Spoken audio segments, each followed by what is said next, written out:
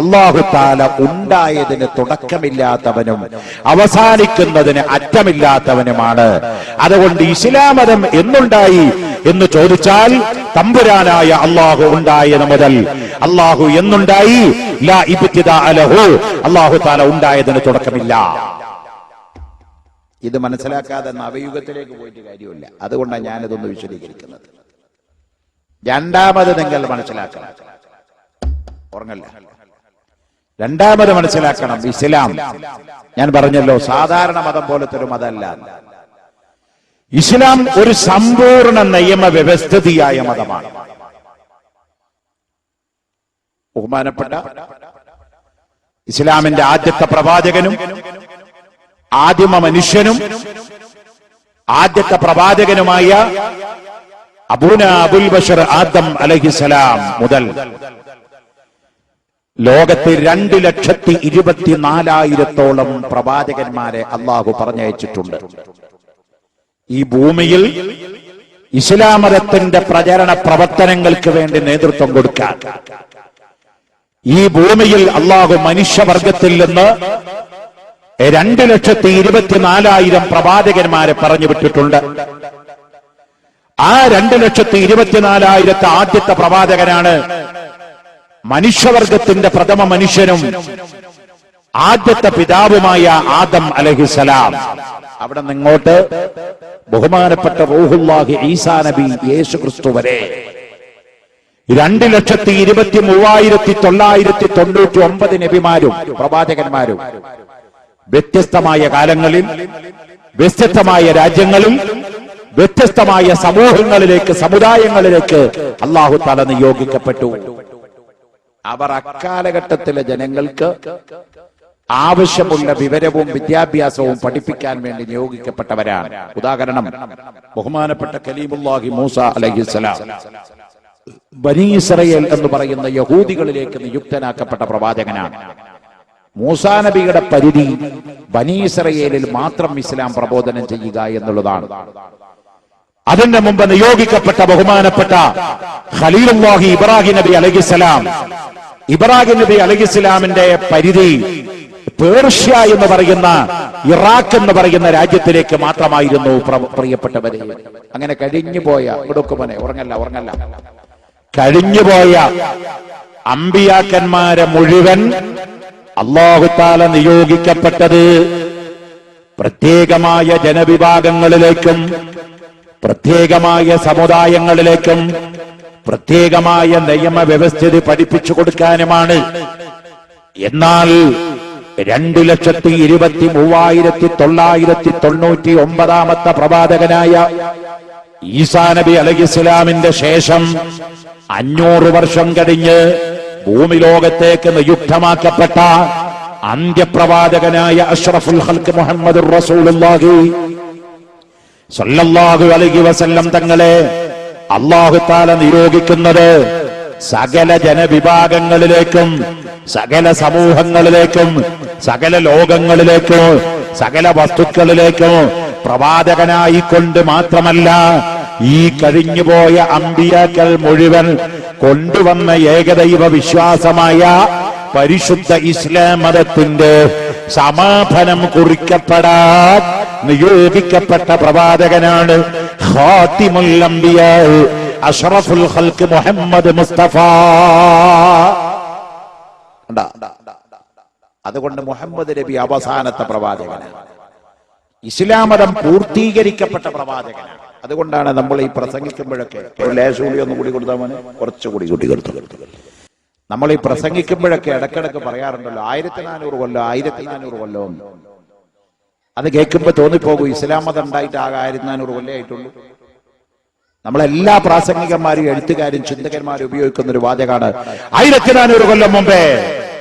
അത് കേൾക്കുമ്പോ കേൾവിക്കുന്ന ശ്രോതാക്കൾക്ക് തോന്നിപ്പോകും ഇസ്ലാം മതം ഉണ്ടായിട്ട് ആകെ 1400 കൊല്ലം ആയിട്ടുള്ളൂ. അല്ല. എന്താണ് ആ പറഞ്ഞതിന്റെ അർത്ഥം? 1400ലേക്ക് നമ്മൾ എപ്പോഴും ഇങ്ങനെ വിരൽ ചൂണ്ടുന്നത് എന്തിനാ? 1400 എന്നുള്ളത് ഇസ്ലാമിന്റെ തുടക്ക വർഷമല്ല. 1400 ഇസ്ലാം മതത്തിന്റെ പൂർത്തീകരണത്തിന്റെ വർഷമാണ്. അൽ യൗമ അക്മൽതു ലക്കും ദീനക്കും വഅത്മംതു അലൈക്കും നിഅമതി വറദീതു ലക്കുമുൽ ഇസ്ലാമ ദീനാ. ഹജ്ജത്തുൽ വദാ എന്ന് പറയുന്ന അഷ്റഫുൽ ഖൽഖ് സല്ലല്ലാഹു അലൈഹി വസല്ലം തങ്ങൾ ചെയ്ത ഹജ്ജ്, ആ ഹജ്ജിൽ വെച്ച് അറഫയിൽ വെച്ച് അല്ലാഹു ആയത്തിറക്കി കൊടുത്തു, അൽയൗമ അക്മൽതു ലക്കും ദീനക്കും നബിയേ, ഈ ദിവസം അല്ലാഹു നിങ്ങൾക്ക് നിങ്ങളുടെ മതത്തെ പൂർത്തിയാക്കി തന്നിരിക്കുന്നു. അല്ലാഹുവിന്റെ അനുഗ്രഹം നിങ്ങൾക്ക് പൂർത്തീകരിക്കപ്പെട്ട് തന്നിരിക്കുന്നു. ഇസ്ലാം മതത്തെ നിങ്ങൾക്ക് പൊരുത്തപ്പെട്ട മതമായി അല്ലാഹു നിശ്ചയിച്ചിരിക്കുന്നു. ഇനി മതത്തിലൊന്നും കൂട്ടേണ്ടതില്ല, ഇനി മതത്തിലൊന്നും ചുരുക്കേണ്ടതില്ല, ഈ മതത്തിനെ ഒന്ന് മോഡിഫിക്കേഷൻ ചെയ്യേണ്ടതില്ല, ഈ മതത്തിനൊരു പുരോഗതിയുടെ ആവശ്യമില്ല. അള്ളാഹുവാണ് ഏറ്റവും വലിയ പുരോഗതിക്കാരൻ. അള്ളാഹുവിനേക്കാൾ ബുദ്ധിയുള്ള ഒരു സൃഷ്ടിയുണ്ടോ ലോകത്ത്? അതുകൊണ്ട് അള്ളാഹുവിന്റെ നിയമം, അള്ളാഹുവിന്റെ കൽപ്പന, അള്ളാഹുവിന്റെ നിരോധനം, അള്ളാഹുവിന്റെ പ്രഖ്യാപനം, അള്ളാഹുവിന്റെ ആശയം, അതാണ് ഇസ്ലാം. അത് പൂർത്തീകരിക്കപ്പെട്ടു 1400 കൊല്ലം മുമ്പേ അഷ്റഫുൽ ഖൽഖ് മുഹമ്മദുർ റസൂലുള്ളാഹി സ്വല്ലല്ലാഹു അലൈഹി വസല്ലം തങ്ങളിലൂടെ. ഇത് നമ്മൾ മനസ്സിലാക്കാൻ വേണ്ടിയാണ് ഞാൻ ഇത്രയും പറയുന്നത്. ഇസ്ലാം മതം എന്ത്, അതെന്നുണ്ടായി, ആരുണ്ടാക്കി, എന്താണ് ഇസ്ലാം? തീർന്നില്ല. ഇസ്ലാം മതം എന്ന് പറഞ്ഞാൽ ഞാൻ നേരത്തെ ഒരു വാചകം കൂടി പറഞ്ഞു വെച്ചു, മറ്റു മതങ്ങളെ പോലത്തെ മതമല്ല ഇസ്ലാം. അത് വെറുതെ പറഞ്ഞതല്ല, ആലങ്കാരിക പ്രയോഗമല്ല. അക്ഷരാർത്ഥത്തിൽ 100% അത് ശരിയാണ്. ലോകത്തിലുള്ള ഒരു മതവുമായി ഇസ്ലാം മതത്തെ കമ്പയർ ചെയ്യാൻ സാധ്യമല്ല. കാരണം എല്ലാത്തിലും നിയമം കൊണ്ടുവന്ന മതമാണ് ഇസ്ലാം. അപ്പൊ നിങ്ങൾ കണ്ടോ, ഫോർ എക്സാമ്പിൾ ഒരു ഉദാഹരണം പറയുകയാണെങ്കിൽ, ഇവിടെ ഇപ്പൊ നിങ്ങളൊക്കെ മതപ്രഭാഷണം കേൾക്കാൻ വേണ്ടി, വിദ്യാഭ്യാസം നേടാൻ വേണ്ടി വന്നിരിക്കുന്നവരാണ്. മതപ്രഭാഷണം കേൾക്കാൻ വേണ്ടി, വിദ്യ നേടാൻ വേണ്ടി വന്നിരിക്കുന്നവർ വിദ്യാർത്ഥികളാണ്. അതിൽ ഏജ് വ്യത്യാസമില്ല. ഇസ്ലാം മതത്തിൽ വിദ്യാർത്ഥി എന്ന് പറഞ്ഞതിന് പ്രായമില്ല, പരിധിയില്ല. 99 വയസ്സായ ഒരു വൃദ്ധനും വിദ്യാർത്ഥിയാണ്. അവൻ ഖബറെന്ന് പറയുന്ന കുഴിമാടത്തിലേക്ക് പോകുന്നത് വരെ സ്റ്റുഡന്റ് ആണ് എന്നാണ് ഇസ്ലാമിന്റെ കാഴ്ചപ്പാട്. ഉമ്മയുടെ ഗർഭപാത്രത്തിൽ നിന്ന് പുറത്തേക്ക് വന്നത് മുതൽ ഖബറിലേക്ക്, കുഴിമാടത്തിലേക്ക് പോകുന്നത് വരെ മനുഷ്യൻ വിദ്യാർത്ഥിയാണെന്ന് കാഴ്ചപ്പാടായി ഇസ്ലാം ഉയർത്തിപ്പിടിക്കുന്നത്. അപ്പൊ നമ്മളൊക്കെ ഇപ്പൊ ഇവിടെ ഒരർത്ഥത്തിൽ വിദ്യാർത്ഥികളാണ്. ആ വിദ്യ നേടാൻ വേണ്ടി വന്നിരിക്കുന്നവരാണ് നിങ്ങൾ. വിദ്യാർത്ഥികളാ, വിദ്യാർത്ഥിനികളാ.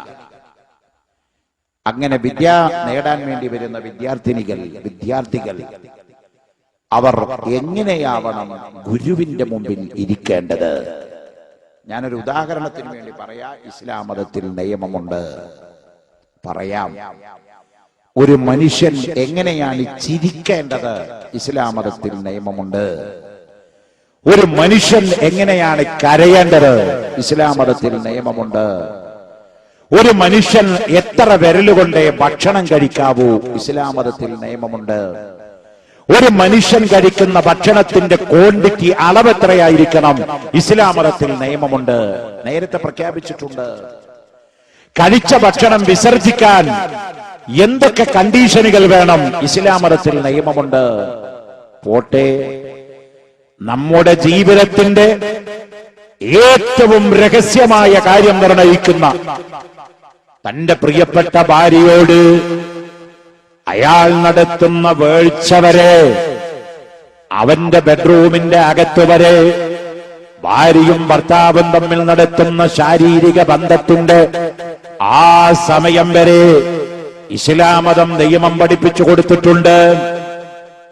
തലയെക്കെട്ടി എങ്ങനെ കെട്ടണം, താടി എങ്ങനെ വെക്കണം, മീശ എങ്ങനെ വെട്ടണം, കയ്യിന്റെ നഖം ഏത് വിരലുകൊണ്ട് മുറിക്കണം, തുണി എങ്ങനെ എടുക്കണം, പാന്റ് എങ്ങനെ ധരിക്കണം, ഷർട്ട് ധരിക്കുമ്പോ ഏത് കയ്യാവണം ആദ്യം ധരിക്കേണ്ടത്, ചെരുപ്പ് ധരിക്കുമ്പോ ഏത് കാലാവണം ആദ്യം ചെരുപ്പ് ധരിക്കേണ്ടത്, ടൂത്ത് ബ്രഷ് കൊണ്ട് പല്ല് തേക്കുമ്പോ ആദ്യമായി ഏത് ഭാഗത്തും കൊണ്ട് തുടങ്ങണം, ഏത് ഭാഗം കൊണ്ട് നിർത്തണം, ഒരു ദിവസം ശരാശരി എത്ര നേരം പല്ല് വൃത്തിയാക്കണം, ഒരാൾ എത്ര നേരം ഭക്ഷണം കഴിക്കണം എന്നിങ്ങനെ തുടങ്ങി. സുബ്ഹാനല്ലാഹ്, ഞാൻ നേരത്തെ പറഞ്ഞല്ലോ, മനുഷ്യ ജീവിതത്തിന്റെ തുടക്കം മുതൽ ഒടുക്കം വരെ നടക്കുന്ന സകലമാന പ്രവർത്തനങ്ങൾക്കും നിയമം കൊണ്ടുവന്ന മതമാണ് പരിശുദ്ധ ഇസ്ലാം. എല്ലാത്തിനും നിയമം, എല്ലാത്തിനും നിയമമുണ്ട്. ഞാൻ പറഞ്ഞല്ലോ, ബഹുമാനപ്പെട്ട അഷ്റഫുൽ ഖൽഖ് മുഹമ്മദ് റസൂലുള്ളാഹി തങ്ങളിലൂടെ 23 കൊല്ലം കൊണ്ട് അള്ളാഹു ഇത് മുഴുവൻ പഠിപ്പിച്ചിട്ടാണ് ഈ സമുദായത്തെ പൂർത്തീകരിക്കപ്പെട്ടത്. എല്ലാത്തിലും നിയമമുണ്ട്. ഇപ്പൊ ഇരിക്കുന്നതിനെ സംബന്ധിച്ച് ഞാൻ പറഞ്ഞല്ലോ, ഒരു വിദ്യാർത്ഥി എങ്ങനെയായിരിക്കണം അധ്യാപകന്റെ മുമ്പിൽ ഇരിക്കേണ്ടത്. അപ്പൊ നമുക്ക് ഈ കസേര അവോയ്ഡ് ചെയ്യാൻ പറ്റില്ലല്ലോ. അതുകൊണ്ട് ഈ കസേരയിൽ ഇരിക്കുമ്പോൾ അത് പ്രാക്ടിക്കൽ അല്ല. പക്ഷെ കസേര ഇല്ലാതെ നിങ്ങൾ നിലത്ത് വന്നിരിക്കുകയാണെങ്കിൽ, പഴയ കാലത്ത് അഷ്റഫുൽ ഖൽഖ് സല്ലല്ലാഹു അലൈഹി വസല്ലം തങ്ങളുടെ കാലത്ത് കസേരയില്ല, മൈക്ക് സെറ്റ് ഇല്ല, ടേബിൾ ഇല്ല, ഡെസ്ക് ഇല്ല, ബെഞ്ചില്ല. അതുകൊണ്ട് റസൂലുള്ള ഉയരത്തിലുള്ള സ്ഥലത്തായിരിക്കുക. പ്രസംഗം കേൾക്കാൻ വേണ്ടി വരുന്ന സ്വഹാബത്ത് നിലത്താണിരിക്കുക. അപ്പോൾ സ്വഹാബത്തിന് അള്ളാഹുവിന്റെ റസൂലിന്റെ മുമ്പില്, ഒരു അധ്യാപകന്റെ മുമ്പിൽ വിദ്യാർത്ഥി എങ്ങനെ ഇരിക്കണമെന്ന് പഠിപ്പിച്ചു കൊടുത്തു. ആര്? അല്ലാഹു തആല. ബഹുമാനപ്പെട്ട ഉമർ ഇബ്നുൽ ഖത്താബ് റളിയല്ലാഹു അൻഹു പറയാണ്, ഞങ്ങൾ അള്ളാഹുവിന്റെ റസൂലിന്റെ ഹദ്റത്തിൽ മദീനയിലെ പള്ളിയിൽ ഇരിക്കുകയാണ്. ഞങ്ങൾ അള്ളാഹുവിന്റെ റസൂലിന്റെ സമക്ഷത്തിൽ മദീന പള്ളിയിലിരിക്കുന്ന സമയത്ത് ഞങ്ങൾക്ക് മുഖപരിചയമില്ലാത്ത, അപരിചിതനായ, മദീനക്കാരനല്ലാത്ത, അറബിയല്ലാത്ത ഒരു വ്യക്തി ഞങ്ങളുടെ മുന്നിലേക്ക് കടന്നു വന്നു. ആ വ്യക്തി ലാ യുറാ അലൈഹി അസറു സഫർ. ഉമർ അൽ ഫാറൂഖ് റളിയല്ലാഹു അൻഹു പറയാണ്, അദ്ദേഹത്തിന്റെ മുഖത്ത് യാത്രയുടെ ലക്ഷണം, അടയാളം കാണാനില്ല. ഞാനിപ്പോ തൃശ്ശൂരിൽ നിന്ന് ഇങ്ങോട്ട് യാത്ര ചെയ്തു വന്നു. എത്ര സൗകര്യമുള്ള വാഹനത്തിൽ യാത്ര ചെയ്താലും ഒരു യാത്രക്കാരന്റെ മുഖത്ത് നോക്കിയാൽ യാത്ര ചെയ്ത ചില ലക്ഷണങ്ങൾ അറിയാം. ബഹുമാനപ്പെട്ട ഉമർ ഇബ്നുൽ ഖത്താബ് റളിയല്ലാഹു അൻഹു പറയാണ്, ലാ യുറാ അലൈഹി അസറുസ് സഫരി. ഒരു യാത്രക്കാരന്റെ അടയാളം അയാളുടെ മുഖത്ത് ഞങ്ങൾക്ക് കാണാൻ സാധിക്കുന്നില്ല. ആ വന്ന വ്യക്തി മക്കക്കാരനല്ല, മദീനക്കാരനല്ല, അറബിയല്ല. അയാൾ അഷ്റഫുൽ ഖൽഖ് സല്ലല്ലാഹു അലൈഹി വസല്ലം തങ്ങളുടെ മുന്നിലേക്ക് കടന്നു വന്നുകൊണ്ട് പറഞ്ഞു, അസ്സലാമു അലൈക്കും യാ റസൂലല്ലാഹ്. അള്ളാഹുവിന്റെ റസൂലിനോട് സലാം ചൊല്ലി. അള്ളാഹുവിന്റെ റസൂലിന്റെ മുമ്പിൽ വന്നയാൾ ഇരുന്നു. എങ്ങനെ?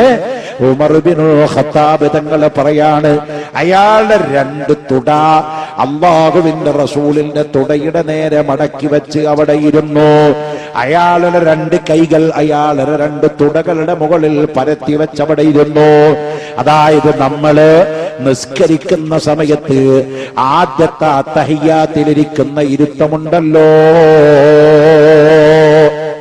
ആ ഇരുത്തം ഈ വന്ന അപരിചിതനായ യുവാവ് നബി സല്ലല്ലാഹു അലൈഹി വസല്ലം തങ്ങളുടെ മുമ്പിൽ, കാലിന്റെ മുമ്പിൽ മുട്ടുകെട്ടി അവിടെ ഇരുന്നു. അയാളുടെ 2 കൈകൾ അയാളുടെ തുടയുടെ മുകളിൽ അമർത്തി അവിടെ വെച്ചു.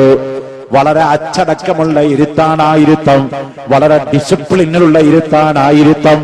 ആ ഇരുത്തം അവിടെ ഇരുന്ന ആ വ്യക്തി ചോദിച്ചു, യാ മുഹമ്മദ് അഖ്ബിർനി അനിൽ ഇസ്ലാം. ഇസ്ലാം എന്താണെന്ന് എനിക്കൊന്ന് പരിചയപ്പെടുത്തി തരുമോ? അപ്പൊ റസൂലുള്ള പറഞ്ഞു കൊടുത്തു, ബുനിയൽ ഇസ്ലാമു അലാ ഖംസിൻ ഷഹാദത്തു അല്ലാ ഇലാഹ ഇല്ലല്ലാഹ് വ അന്ന മുഹമ്മദുർ റസൂലുള്ളാഹ് ഇഖാമുസ് സ്വലാഹ വ ഈതാഉസ് സക്കാ വ സൗമ റമളാൻ വ തഹജ്ജുൽ ബൈത്തി മൻ ഇസ്തതാഅ ഇലൈഹി സബീലാ. നമ്മളൊക്കെ മദ്രസയിൽ നിന്ന് പഠിച്ചു വെച്ച ഇസ്ലാം 5 കാര്യം അത് റസൂലുള്ള അങ്ങ് പറഞ്ഞു കൊടുത്തു ആ വ്യക്തിയോട്. അപ്പൊ ആ വ്യക്തി പറഞ്ഞു, നിങ്ങൾ പറഞ്ഞത് സത്യമാണ് മുഹമ്മദേ. ചോദ്യം ചോദിച്ച ആളെന്നെ പറയണു, നിങ്ങൾ പറഞ്ഞത് സത്യാണ്. സത്യാണെന്ന് ചോദ്യം ചോദിച്ച ആൾ പറയണമെങ്കിൽ അയാൾക്ക് ആ വിഷയം നേരത്തെ അറിവുണ്ടാവണ്ടേ. രണ്ടാമത് ആ വ്യക്തി വീണ്ടും ചോദിച്ചു, യാ മുഹമ്മദ് അഖ്ബിർനി അനിൽ ഈമാൻ. ഈമാൻ കാര്യം എന്താണെന്ന് എനിക്കൊന്ന് പഠിപ്പിച്ചു തരണം.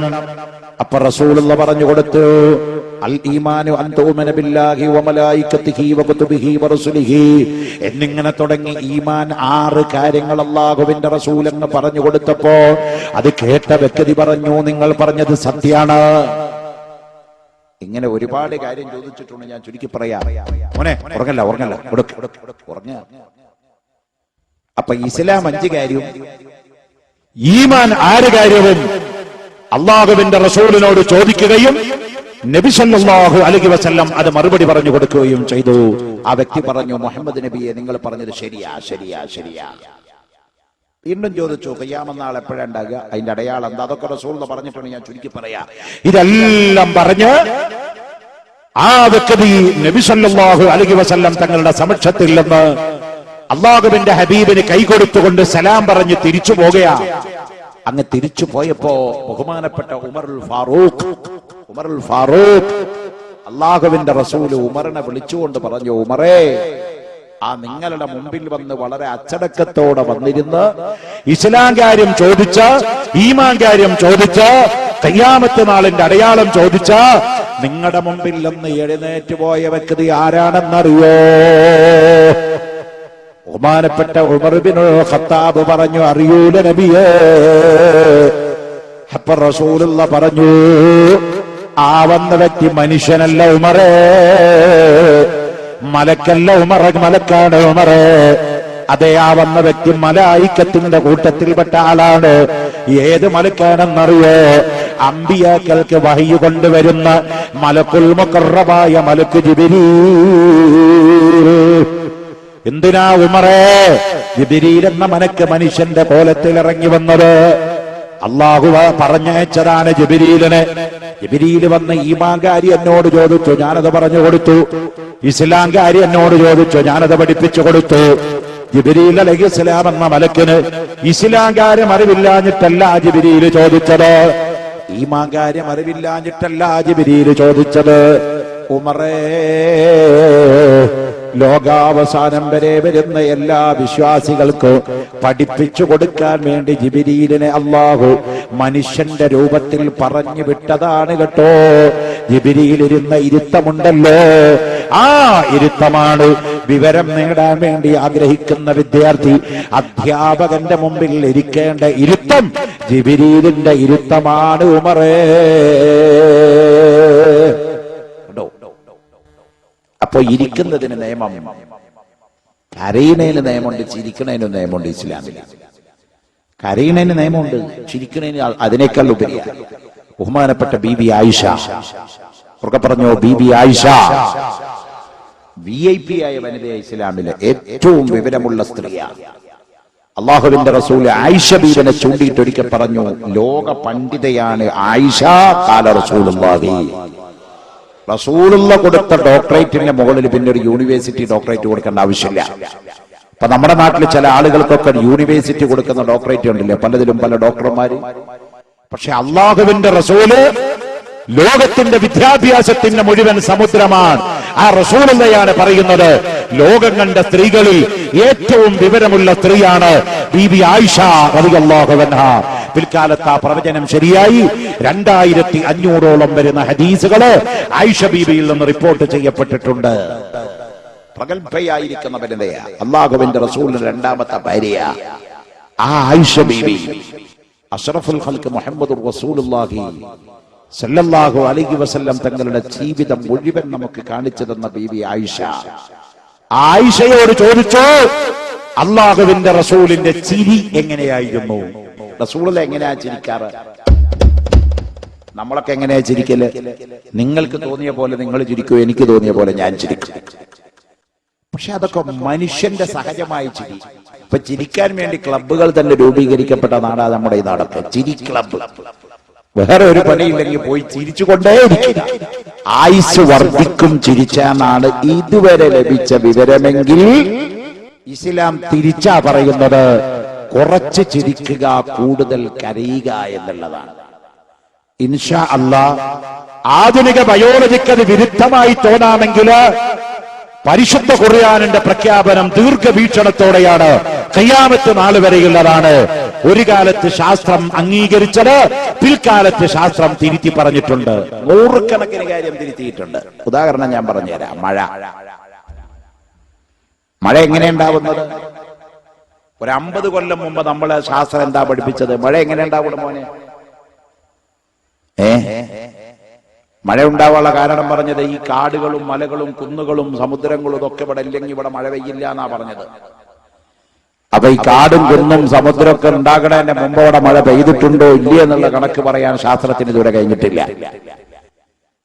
ഇപ്പോ ഈ വർഷം ഇതിപ്പോ 2009 2007 കാലാവസ്ഥ പ്രവചനം നടത്തിയ ആളുകൾ പറഞ്ഞു ഈ വർഷം കേരളം കണ്ടതിൽ വെച്ച് ഏറ്റവും ദുർബലമായ കാലാവസ്ഥയാവുന്നു. അള്ളാടെ തൗഫീഖോടുകൂടെ അന്നാണ് ലോവർ പെരിയാർ അടക്കം 4 വട്ടം തുറന്നു വിട്ടത്. ശക്തമായ കാലാവസ്ഥ ഉണ്ടായത്. കാരണം പറഞ്ഞത് കാടുകൾ വനങ്ങളൊക്കെ കുറഞ്ഞു പോയത് കൊണ്ട് മഴ കുറയും. അത് ശാസ്ത്രത്തിന് കണ്ടുപിടുത്ത. അള്ളാഹുവിന് മഴ പെയ്യിപ്പിക്കാൻ കാടും വനത്തിന്റെ ഒന്നും ആവശ്യമില്ല. അതൊക്കെ ഓരോ കാര്യം നടക്കണമെങ്കിലോ ഒരു കാരണങ്ങൾ ഉണ്ടാകും. അത് ഉറപ്പാ. എല്ലാവരുടെയും റൂഹ് പിടിക്കുന്നത് അസ്രായീൽ അലൈഹിസ്സലാം എന്ന മലക്ക. പക്ഷെ മരണം വെറൈറ്റി വേറെ വേറെയാ. ഒരാൾ ഹാർട്ട് അറ്റാക്ക് കൊണ്ടാ മരിക്കുക, ഒരാൾ ട്രെയിൻ കയറിയിട്ടാ മരിക്കുക, വേറൊരാള് തീയിൽപ്പെട്ടിട്ടാ മരിക്കുക. ഏത് ക്രിട്ടിക്കൽ സ്റ്റേജിൽ മരിക്കുന്നവനായാലും ഏത് നോർമൽ മരണമായാലും അതിന്റെ അവസാനത്തെ റൂഹ് പിടിക്കുന്നത് മലക്കുൽ മൗത്ത് അസ്രായീലാണ്. പക്ഷേ മരണത്തിനൊരു കാരണം ഉണ്ടാകും. അത് ഖുർആൻ നേരത്തെ പറഞ്ഞു, വജഅൽനാ ലികുല്ലി ഷൈഇൻ സബബാ. ഏതൊരു കാര്യം നടക്കണമെങ്കിലും അതിനൊരു കാരണം ഉണ്ടാവും. കാരണമില്ലാതെ കാര്യം ഉണ്ടാവില്ല. ലോകത്ത് എന്തെങ്കിലും സംഭവം നടക്കണമെങ്കിൽ ഒരു കാരണം ഉണ്ടാവും, അല്ലാതെ സംഭവം നടക്കൂല. യഥാർത്ഥത്തിൽ അവിടെ നടക്കുന്നത്, അതിന്റെ അവസാനം നടക്കുന്നത് അസ്രായീൽ അലൈഹിസ്സലാമിന്റെ റൂഹ് പിടിക്കലോടുകൂടിയേ മരിക്കുകയുള്ളൂ. എത്ര ഹാർട്ട് അറ്റാക്ക് ഉണ്ടായിട്ട് മരിക്കാത്ത ആൾക്കാരുണ്ട്. ഇന്നലെ പട്ടാമ്പി വീരമണി ടെക്സ്റ്റൈൽസിന്റെ മുതലാളി വെറുതെ ഒന്ന് കാല് കുഴഞ്ഞ് അതിന്റെ ഉള്ളിൽ വീണപ്പോൾ അയാൾ പീസായി പോയില്ലേ. വേണമെന്ന് വെച്ച് ആത്മഹത്യക്ക് വേണ്ടി തലവെച്ച ആളുകൾ പോലും തലവെച്ചിട്ട് കയ്യിന്റെ വിരല് പോയിട്ട് ഒരു പാട് പോലും പറ്റാതെ രക്ഷപ്പെട്ടു പോയ എത്രയോ ആളുകളില്ലേ ട്രെയിനിന്റെ മുമ്പിൽ നിന്ന്. അള്ളാഹുവിന്റെ കഴിവല്ലേ പ്രിയപ്പെട്ടവരെ. ഞാൻ പറഞ്ഞു വെച്ചത് നബി സല്ലല്ലാഹു അലൈഹി വസല്ലം തങ്ങൾ വളരെ വ്യക്തമായി ഇസ്ലാമിനെ പൂർത്തീകരിക്കപ്പെട്ട് നമ്മുടെ മുമ്പിൽ തന്നു. ബീബി ആയിഷ റളിയല്ലാഹു അൻഹ പറഞ്ഞു അള്ളാഹുവിന്റെ റസൂലിന്റെ ചിരിയെ സംബന്ധിച്ച്. അതെന്നാ നമ്മൾ വേറോട്ട് പോയത്. റസൂൽ പറഞ്ഞു ചിരി. ആയിഷ ബീബി പറഞ്ഞു റസൂലുള്ളാഹിന്റെ ചിരി എങ്ങനെയാ മോനെ? ആയിഷ ബീബി റളിയല്ലാഹു അൻഹ പറഞ്ഞു അള്ളാഹുവിന്റെ റസൂല് ചിരിക്കുമ്പോൾ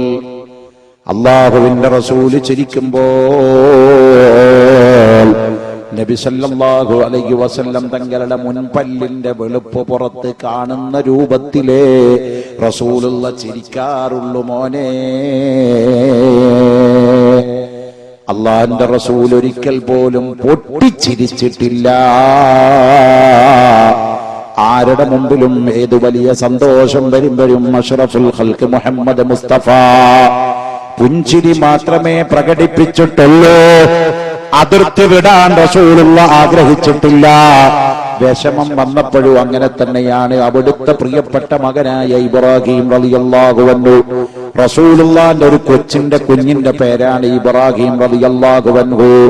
ആ കുഞ്ഞങ്ങ് മരണപ്പെട്ടു പോയി. ചെറുപ്പത്തിൽ തന്നെ ആ കുട്ടി മരിച്ചുപോയി. ആ കുട്ടിയുടെ മയ്യത്ത് ഖബറടക്കുകയാണ്. കൂടെ നിൽക്കുന്നത് ഉമർ ഇബ്നുൽ ഖത്താബ്. ഇടഭാഗത്ത് നിൽക്കുന്നത് ഉമറാണെങ്കിൽ വലഭാഗത്ത് നിൽക്കുന്നത് അബൂബക്കർ സിദ്ദീഖാൻ.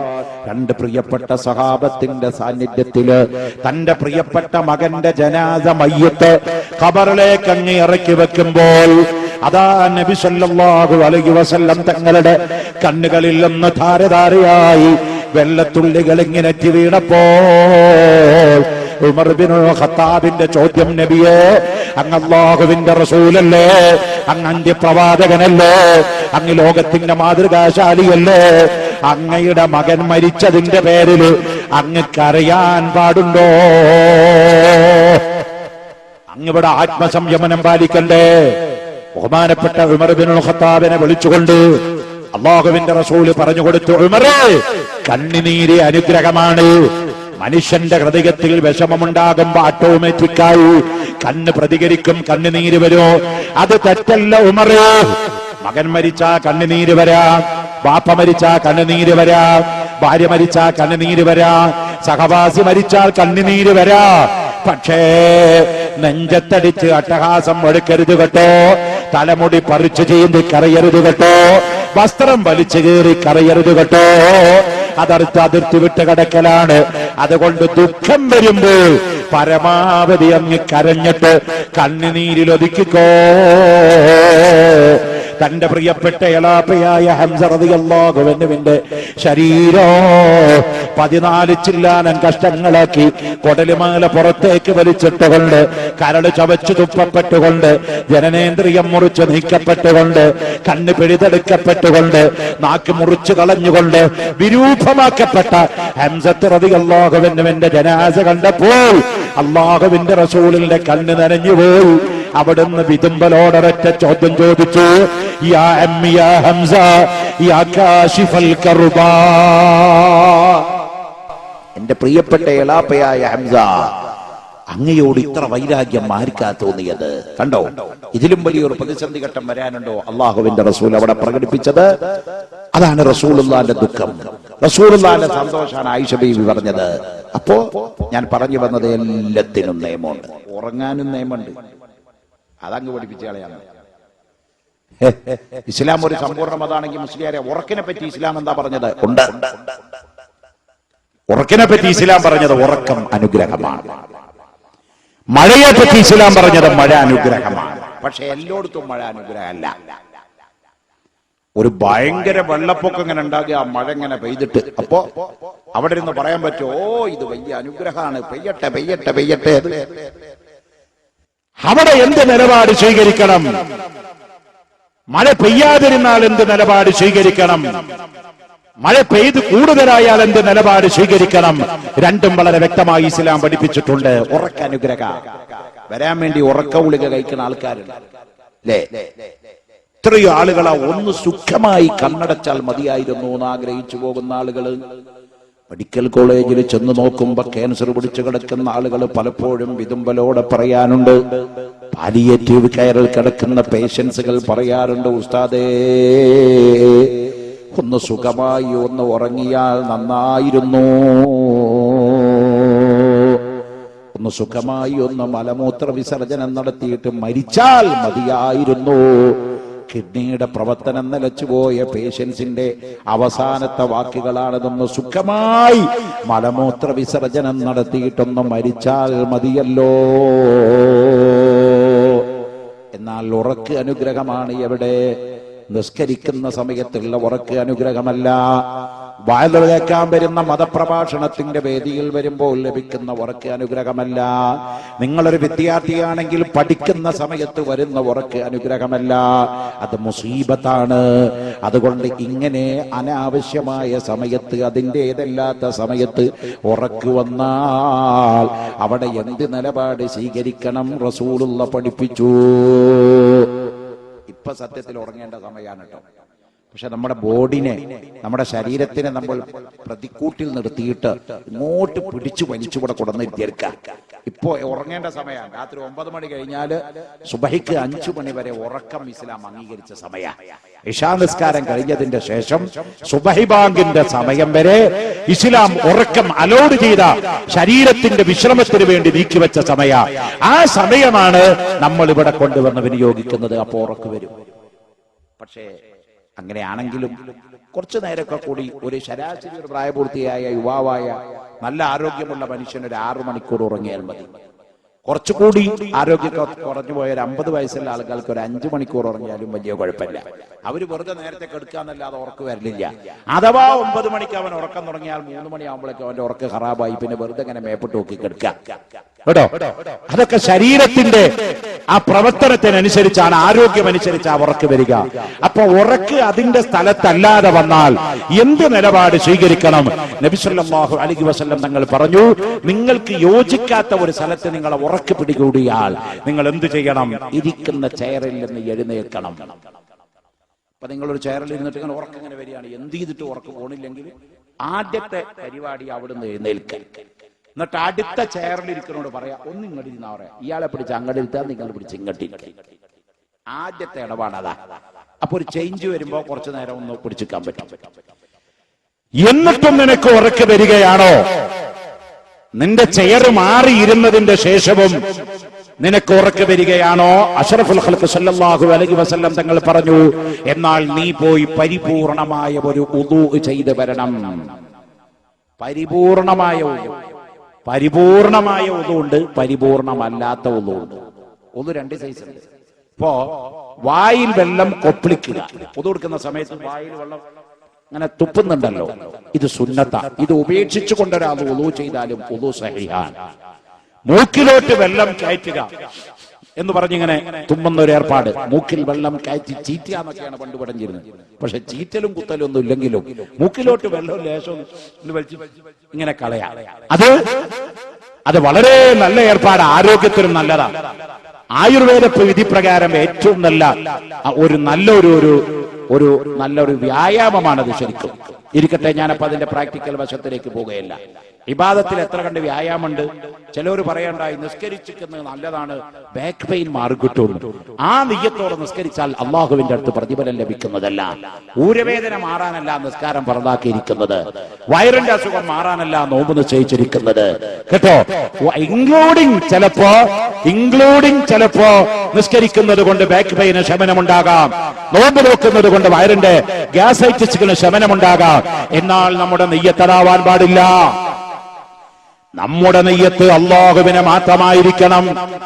അതിന്റെ പിറകിൽ വരുന്നതിനെ പറ്റി നമ്മൾ ചിന്തിക്കേണ്ടതില്ല കേട്ടോ. അപ്പൊ പരിപൂർണമായ വുളു എന്ന് പറഞ്ഞാൽ മൂക്കിൽ വെള്ളം കയറ്റേണ്ടതില്ല, വായിൽ വെള്ളം കുപ്പിളിക്കേണ്ടതില്ല, മുഖം ഒരു പ്രാവശ്യം കഴുകിയാൽ മതി, കൈ ഒരു വട്ടം കഴുകിയാൽ മതി, മറ്റേ കൈയും ഒരു വട്ടം കഴുകിയാൽ മതി. 3 വട്ടം പൂർത്തീകരിച്ച് കഴുകുന്നത് അത് സുന്നത്താണ്.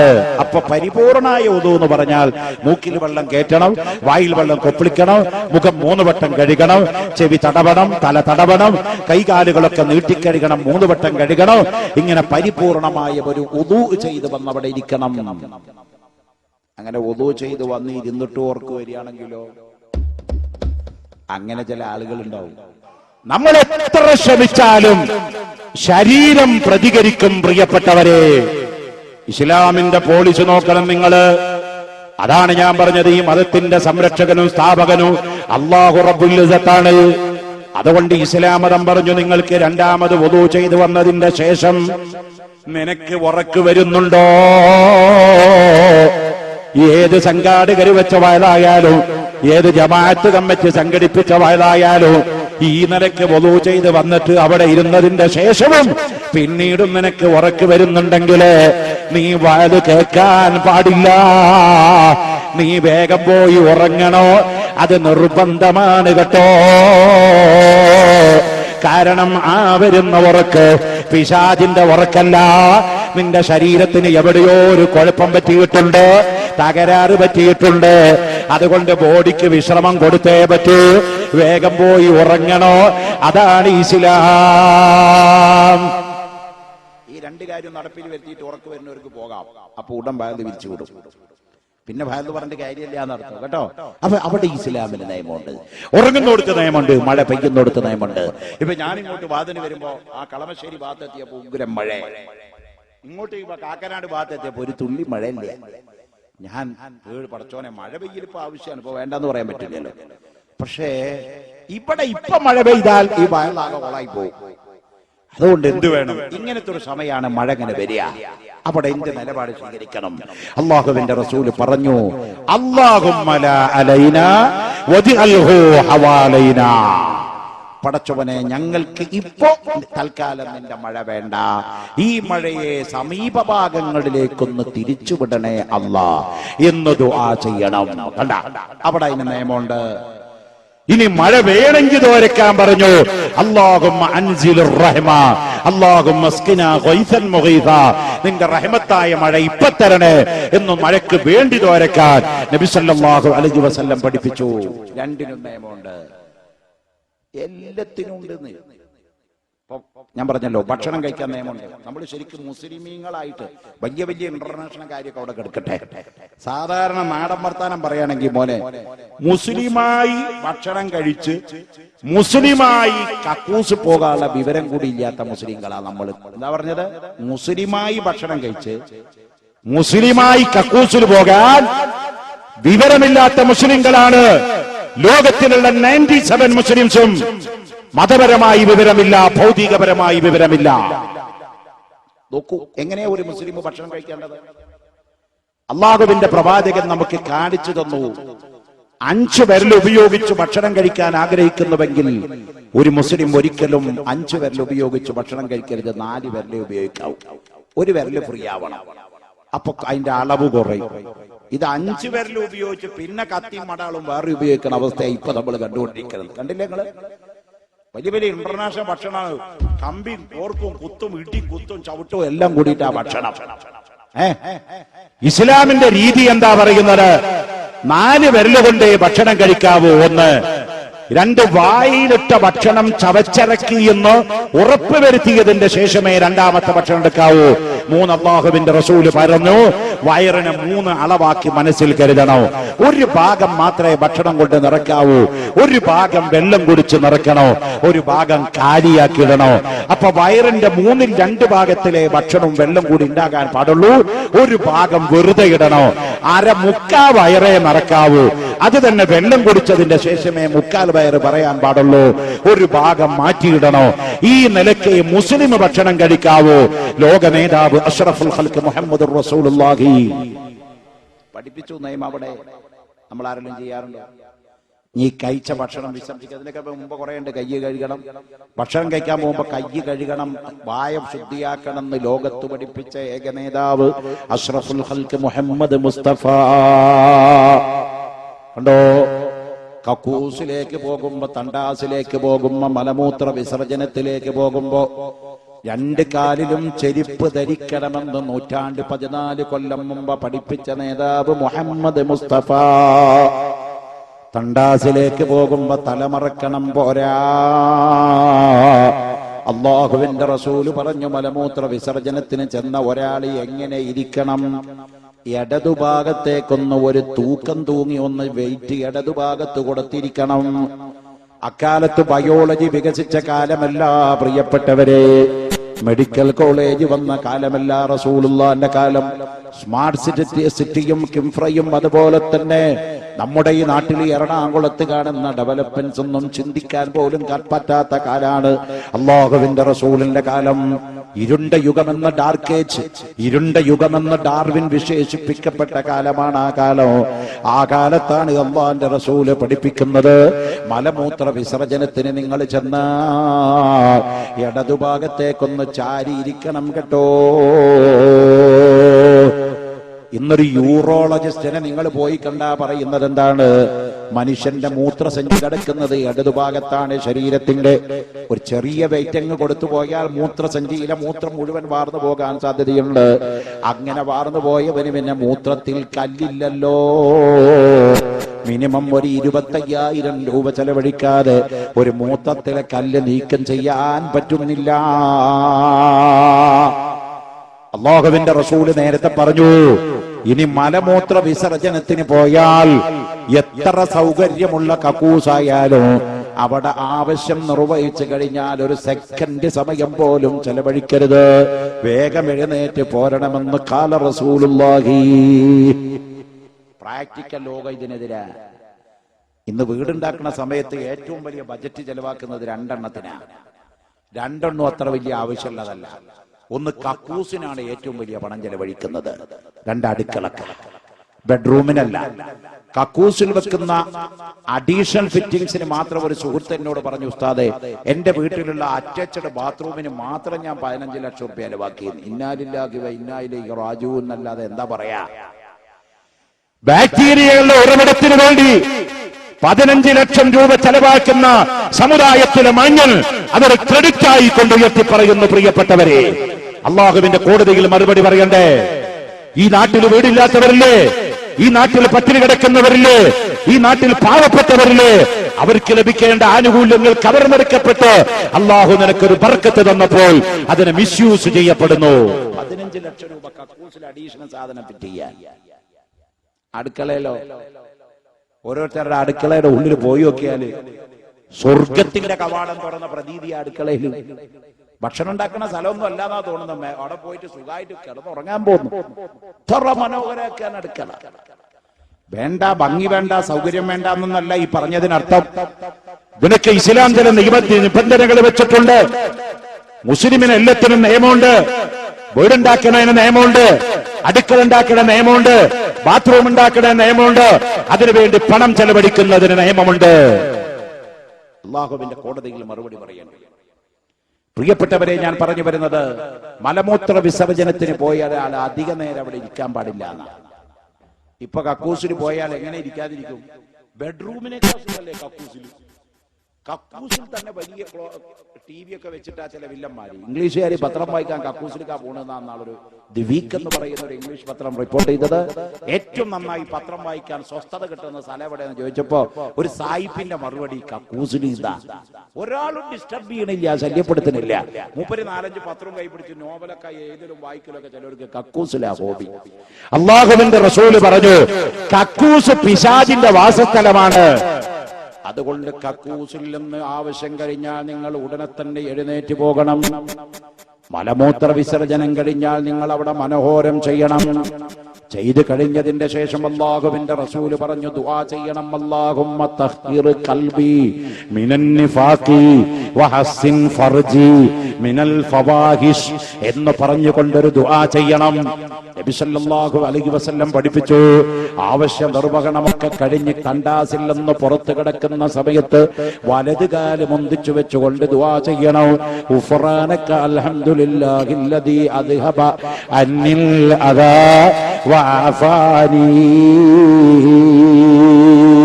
വിഷമങ്ങളകത്ത് സുഖമാക്കി തന്ന അള്ളാഹുവിന് നന്ദി രേഖപ്പെടുത്തിക്കൊണ്ടേ ഒരു മുസ്ലിം പുറത്തു കിടക്കാൻ പാടുള്ളൂ.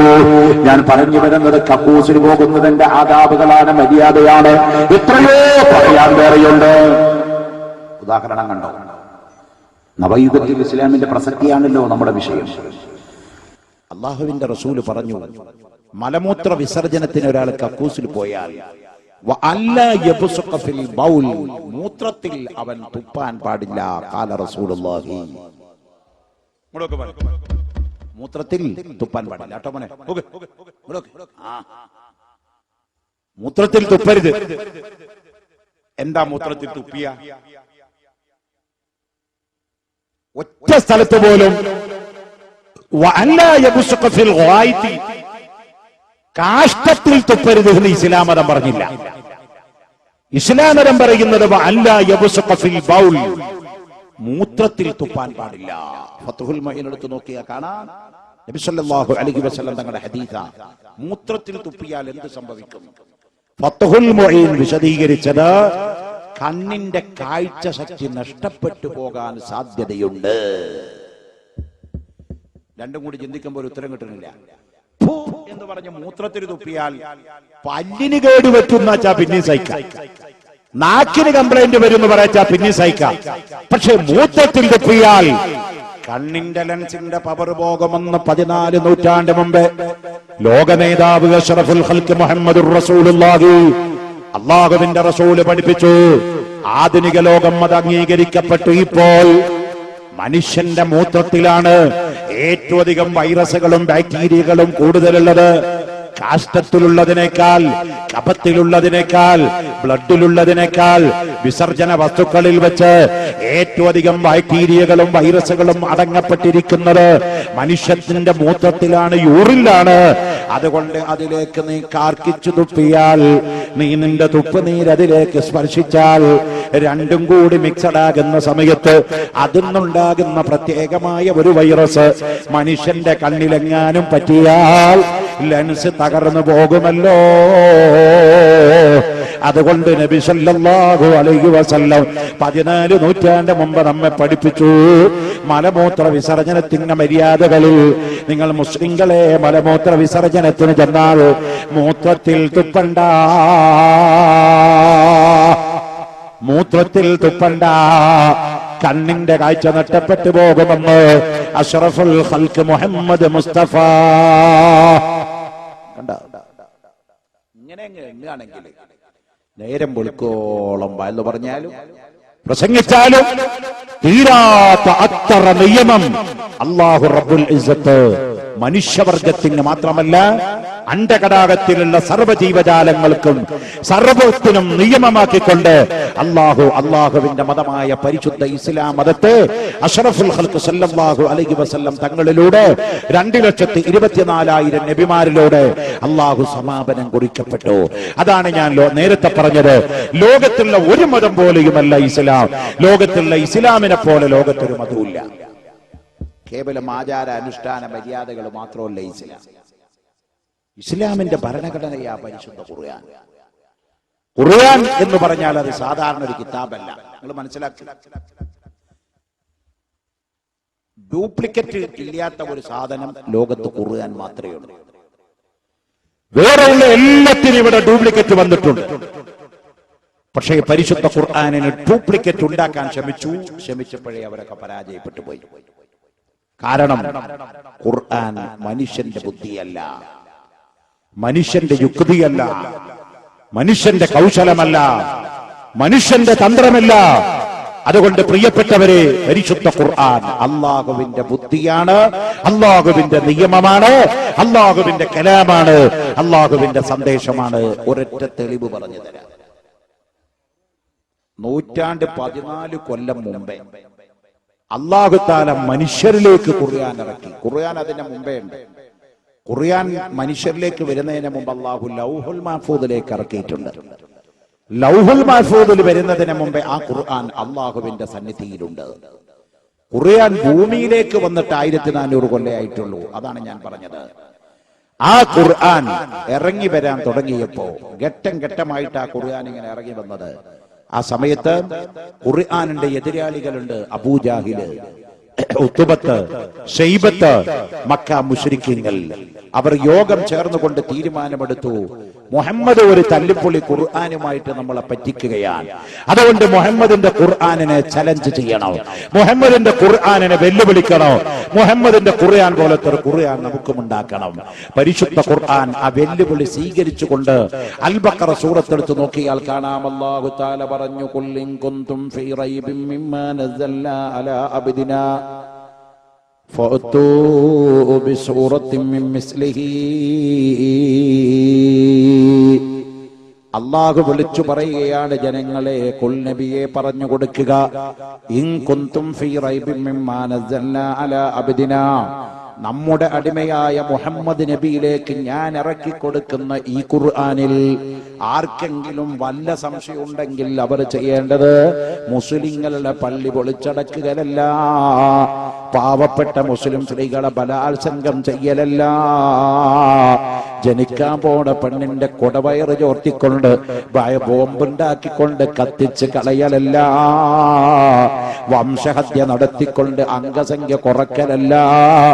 ആർക്കെങ്കിലും ഇസ്ലാമിനോടോ ഖുർആനിനോടോ വൈരാഗ്യമുണ്ടോ, ഇത് അള്ളാന്റെ മതമല്ല എന്ന് ആർക്കെങ്കിലും സംശയമുണ്ടോ, ഇത് മുഹമ്മദ് നബി സ്വന്തം ഉണ്ടാക്കിയതാണെന്ന് ആർക്കെങ്കിലും വാദമുണ്ടോ?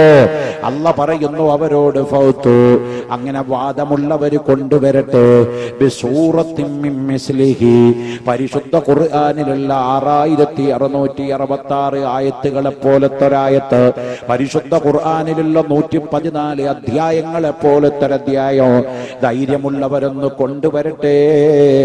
14 നൂറ്റാണ്ട് മുമ്പ് ഖുർആൻ വെല്ലുവിളിച്ചിട്ട് 2009 ഏപ്രിൽ മാസം ഇന്നത്തെ ദിവസം വരെ ഉലകത്തിൽ ഒരുപാട് സയന്റിസ്റ്റുകൾ ഉണ്ടായിട്ട്, ഉലകത്തിൽ ഒരുപാട് നോബൽ സമ്മാന ജേതാക്കൾ ഉണ്ടായിട്ട്, അള്ളാന്റെ വെല്ലുവിളി സ്വീകരിക്കാൻ പരിശുദ്ധ ഖുർആനിന്റെ വെല്ലുവിളിയുടെ മുമ്പില് ലോകത്തിലുള്ള ബുദ്ധിജീവികൾ വട്ടം കറങ്ങിപ്പോയി.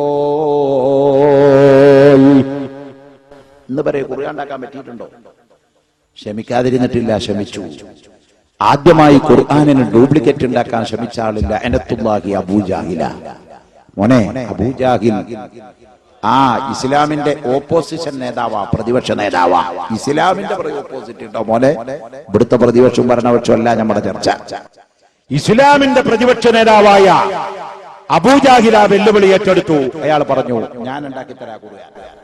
പള്ളിക്കൂടത്തിൽ പോകാത്ത, അക്ഷരം പഠിക്കാത്ത, വിവരമില്ലാത്ത നിരക്ഷരനായ മുഹമ്മദിനൊരു ഖുർആൻ ഉണ്ടാക്കാമെങ്കിൽ അത്യാവശ്യം വിദ്യാഭ്യാസവും തടിയും തന്റെ ഇടവും പണമൊക്കെ ഉള്ള എനിക്കൊരു ഖുർആൻ ഉണ്ടാക്കിക്കൂടെ? അബൂജാഹിൽ വെല്ലുവിളി ഏറ്റെടുത്തുകൊണ്ട് പറഞ്ഞു, ഇന്നേക്ക് 41 ദിവസത്തിന്റെ ഉള്ളില് മുഹമ്മദിന്റെ ഖുർആനിനെ തകിടം മറിക്കുന്ന ഒരു ഖുർആനുമായി ഞാൻ ഇവിടെ വരുമെന്ന് പറഞ്ഞു. മക്കക്കാര് പറഞ്ഞു, അനക്കാനെന്ന അവാർഡ്. അബൂജാഹിൽ വെല്ലുവിളി ഏറ്റെടുത്തു. 41ാമത്തെ ദിവസമായപ്പോൾ മക്കായിലെ പരിശുദ്ധ കഅബയുടെ തൊട്ടടുത്ത് കാണുന്ന അബിൽ ഖുബൈസ് എന്ന് ഇപ്പോഴും കാണുന്ന ആ പർവ്വതം, ആ മല, ആ പർവ്വതത്തിന്റെ അടിഭാഗത്ത് മക്കക്കാര് മുഴുവൻ ഒരുമിച്ച് കൂടി. ആരൊക്കെയാണ് അവിടെ പങ്കെടുത്തിരിക്കുന്നത്? അള്ളാഹുവിന്റെ റസൂലിന്റെ മൂത്താപ്പയും റസൂലുള്ളാഹിന്റെ കഠിന ശത്രുവുമായ അബീലഹബ് പരിശുദ്ധ ഖുർആൻ ശപിച്ചു പറഞ്ഞവനാണ്. അള്ളാഹുവിന്റെ റസൂലിന്റെ മുഴുവൻ കുടുംബക്കാർ, മക്കക്കാർ, അതേ ഖുറൈശികൾ, അവരെല്ലാം ഒരുമിച്ച് കൂടിയിരിക്കുന്നു. അബൂജാഹിൽ മുന്നോട്ട് വന്നിട്ട് പറഞ്ഞു, മക്കക്കാരെ, മുഹമ്മദിന്റെ ഖുർആനൊക്കെ ഞാൻ തകർക്കാൻ പോകുക. ഞാനിത് ഉണ്ടാക്കിയിട്ടുണ്ട് ഒരു സാധനം, നിങ്ങൾ കേട്ടോളിയോ. അബൂലഹബ് വലിയൊരു കസേരയിൽ ഇങ്ങനെ മുന്നിലിരിക്കുക. കാരണം അയാൾക്ക് റസൂലുള്ളാഹിനെ തകർക്കാൻ കിട്ടുന്ന ഒരു ചാൻസും ഒഴിവാക്കാത്ത അള്ളാഹുവിന്റെ റസൂലിന്റെ വർഗശത്രുവാണ്, കുടുംബശത്രുവാണ് അബീലഹബ്. അതുകൊണ്ടാണ് പരിശുദ്ധ ഖുർആൻ ശപിച്ചു കളഞ്ഞതയാള്. തബ്ബത് യദാ അബീലഹബിൻ വതബ്ബ മാ അഗ്നാ അൻഹു മാലുഹു വമാ കസബ സയസ്ലാ നാറൻ ദാത ലഹബ വംറഅതുഹു ഹമ്മാലത്തൽ ഹതബ ഫീ ജീദിഹാ ഹബ്ലും മിൻ മസദ. കണ്ടോ, അബൂലഹബിനെ അവന്റെ ഭാര്യനെയും ശപിച്ചു പരിശുദ്ധ ഖുർആൻ.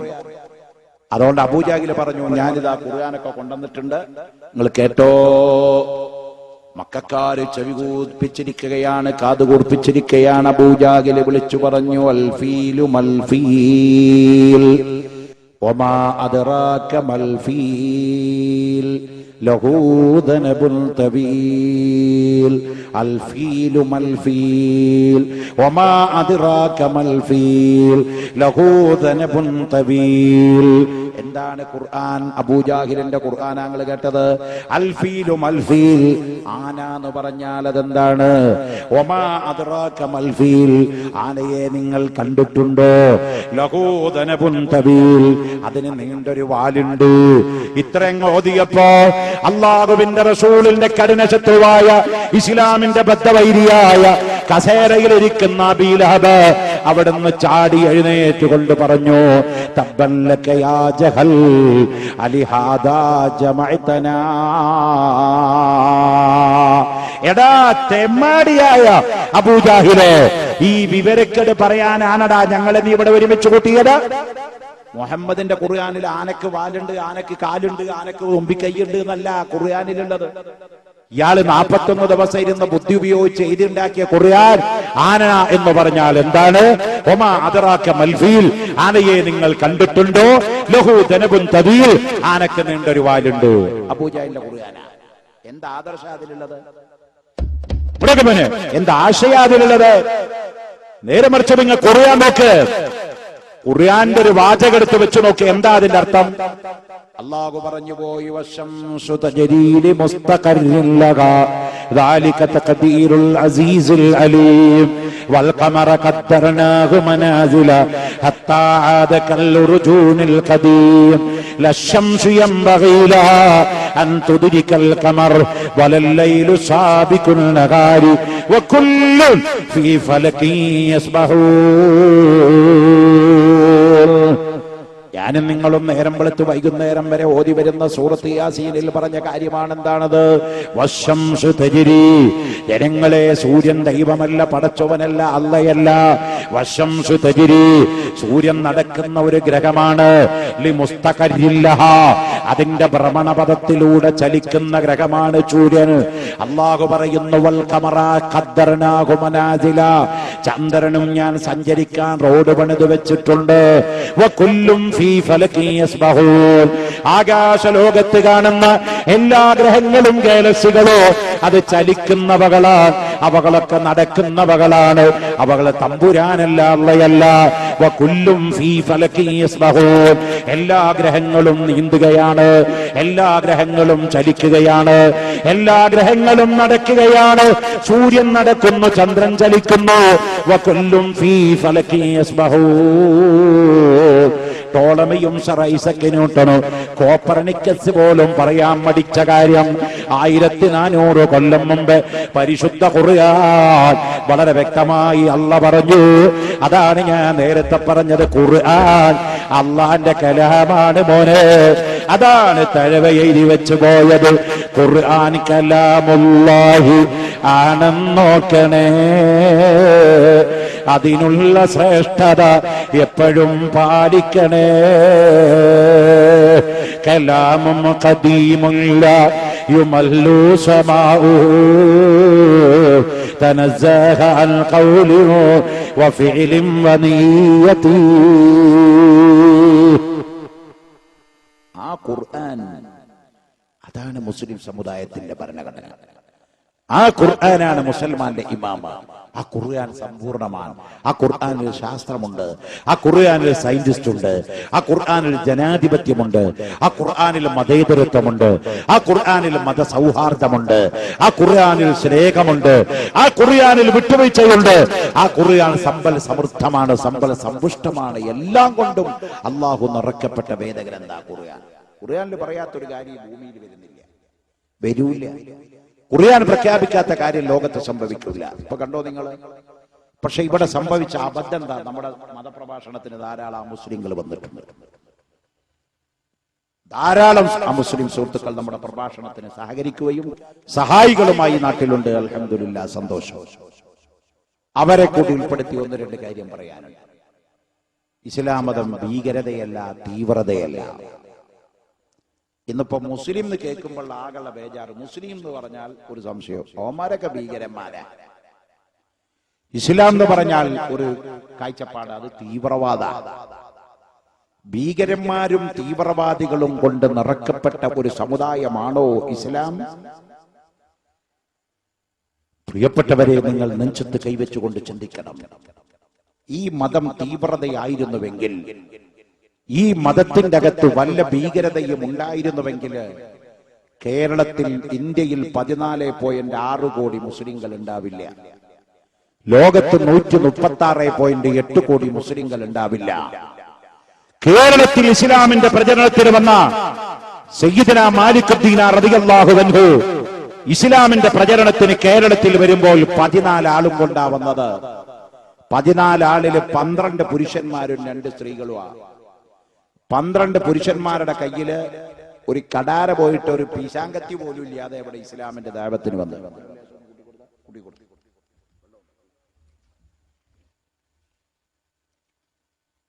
ഇസ്ലാമിന്റെ പ്രചരണത്തിന് വേണ്ടി സ്വഹാബത്ത് ഇവിടെ വന്ന ചരിത്രം നമ്മൾ ഈ രാജ്യത്തെ ഹിന്ദുക്കളും മുസ്ലിങ്ങളും അറിയേണ്ട ചരിത്രമാണ്. സ്വഹാബത്ത് ഇവിടെ വരാണ്ടായ കാരണം എന്താ? വെറുതെ കത്തയച്ചു വരുത്തിയതൊന്നല്ല. അല്ലെങ്കിൽ ഇങ്ങനെ ഇന്ത്യ എന്ന് പറഞ്ഞിട്ട് ഒരു രാജ്യമുണ്ടോ, കേരളം എന്ന് പറഞ്ഞൊരു പ്രദേശമുണ്ടോ എന്ന് ചോദിച്ച് തെണ്ടി തിരിഞ്ഞു വന്നവരുമല്ല. സ്വഹാബത്ത് വരാൻ കാരണമുണ്ട്. നബി സല്ലല്ലാഹു അലൈഹി വസല്ലം തങ്ങൾ ഇസ്ലാമിന്റെ പ്രബോധനം ആരംഭിച്ച കാലം, വിശുദ്ധ മക്കയില് ഇസ്ലാമിന്റെ പ്രബോധനം തുടങ്ങി വെച്ച ആ സാഹചര്യത്തില് പ്രിയപ്പെട്ടവരെ, മക്ക മുശ്രിക്കുകൾ അള്ളാഹുവിന്റെ റസൂലിനെ എതിർത്തു. അവർ പറഞ്ഞു, മുഹമ്മദേ, നീ കള്ളനാണ്, നീ മന്ത്രവാദിയാണ്, നീ ജ്യോത്സ്യനാണ്, നീ ഞങ്ങളെ വഴിപിഴപ്പിക്കുന്നവനാണ്, ഞങ്ങളുടെ ആരാധനാ മൂർത്തികളെ മുഴുവനും തള്ളിപ്പറയുന്നവനും തമ്മാടി അക്രമിയുമാണ്. അതുകൊണ്ട് നിന്റെ പ്രഖ്യാപനം ഞങ്ങൾ സ്വീകരിക്കില്ല, നീ കൊണ്ടുവരുന്ന മതം ഞങ്ങൾ അംഗീകരിക്കില്ല. അഥവാ അംഗീകരിക്കണമെങ്കിൽ ഞങ്ങൾ പറയുന്ന കാര്യം ഞങ്ങൾക്ക് നീ കാണിച്ചു തരണം. ബഹുമാനപ്പെട്ട അഷ്റഫുൽ ഖൽഖ് മുഹമ്മദ് റസൂലുള്ളാഹി സല്ലല്ലാഹു അലൈഹി വസല്ലം തങ്ങൾ ചോദിച്ചു, മക്കക്കാരെ, ഞാൻ നിങ്ങൾക്ക് എന്ത് കാര്യമാ കാണിച്ചു തരേണ്ടത്? ഞാൻ നിങ്ങൾക്ക് എന്ത് കാര്യമാ കാണിച്ചു തരേണ്ടത്? ആ മക്കക്കാർ ഏകകണ്ഠമായി പറഞ്ഞു, ഇന്നേ വരെ ലോക ചരിത്രത്തിൽ ഒരു പ്രവാചകനും ചെയ്യാത്ത കാര്യം ഞങ്ങൾക്ക് നീ കാണിച്ചു തരണം. അപ്പോൾ നബി സല്ലല്ലാഹു അലൈഹി വസല്ലം തങ്ങൾ ചോദിച്ചു, അതെന്താ? അവർ മറുപടി പറഞ്ഞു, മുഹമ്മദേ, ആകാശത്തിൽ ചന്ദ്രനെ ഒരിക്കലും കാണാൻ പറ്റാത്ത ആ ദിവസം നീ ചന്ദ്രനെ ഞങ്ങൾക്ക് അന്നവിടെ ആ മലയുടെ മുകളിൽ ഉദിപ്പിക്കണം.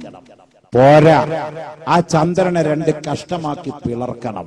പോരാ, ആ പിളർത്തിയ ചന്ദ്രനെ വീണ്ടും പൂർവ്വദിശയിലേക്ക് മടക്കി ഒരുമിച്ച് കൂട്ടണം. ഈ കാര്യം നീ ചെയ്താൽ നീ അള്ളാഹുവിന്റെ പ്രവാചകനാണെന്ന് ഞങ്ങൾ സമ്മതിക്കാം.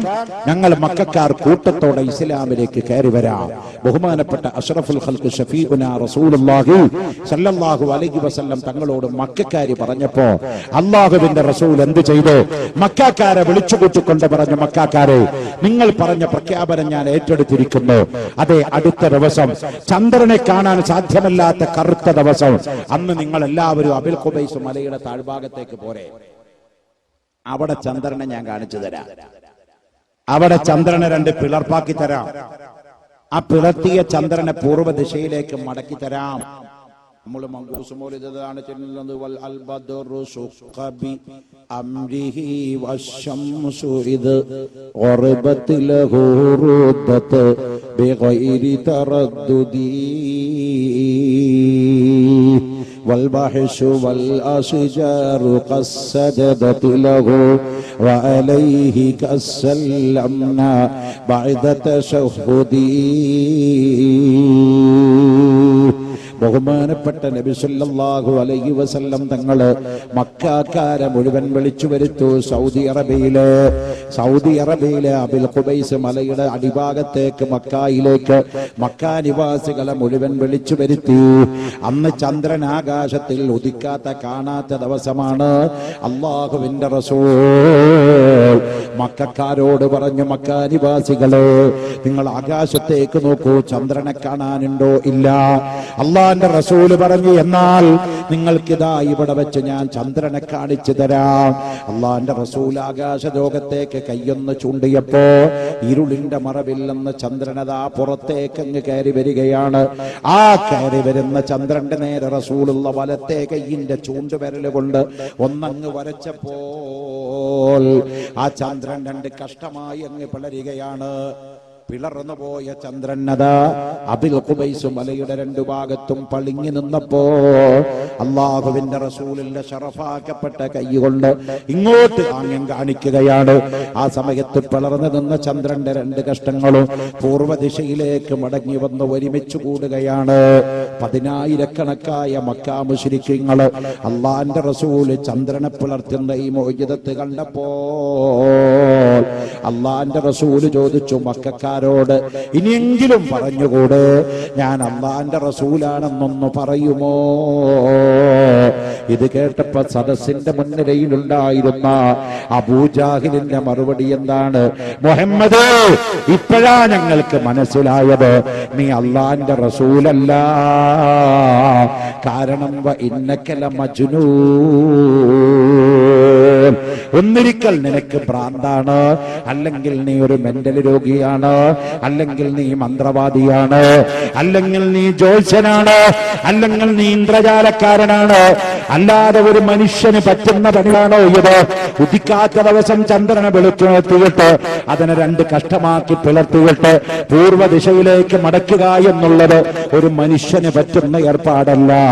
അതുകൊണ്ട് ഖുർആൻ പറഞ്ഞല്ലോ, ആ മക്കക്കാര് പറഞ്ഞു, ഇന്നക്കല മജ്നൂൻ, നീ ഭ്രാന്തനാ മുഹമ്മദേ, നിനക്ക് ഭ്രാന്താ.